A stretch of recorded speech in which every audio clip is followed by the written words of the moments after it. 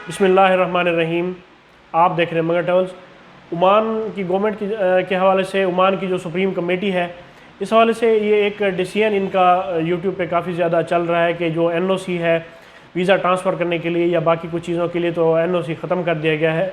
तो इस बात की मैं आपसे क्लैरिफिकेशन करना चाहता हूँ कि ऐसी कोई न्यूज़, अथेंटिक न्यूज़ नहीं है कि अगर आप ड्यूरिंग जॉब, अगर आप बगैर किसी दूसरे कफ़ील के एनओसी के अगर आप जॉब ट्रांसफ़र करना चाहें तो वो जॉब जो है वो ट्रांसफ़र हो जाएगी। तो ऐसी फ़िलहाल किसी किस्म की कोई जो अथेंटिक न्यूज़ है वो अभी तक हमें नहीं मिली। तो इस हवाले से इस पे आप लोग कान न धरें। और दूसरी जो अपडेट ओमान के हवाले से है वो ये है कि कुवैत की सुप्रीम कमेटी जो है वक्तन फ़वक्तन लॉकडाउन के हवाले से देखती रहती है कि कब तक इसे ख़त्म करना चाहिए और कब तक इसे बढ़ाना चाहिए। ये सारा कुछ डिपेंड करता है कि कोविड-19 के केसेस ओमान में किस तरह से चल रहे हैं।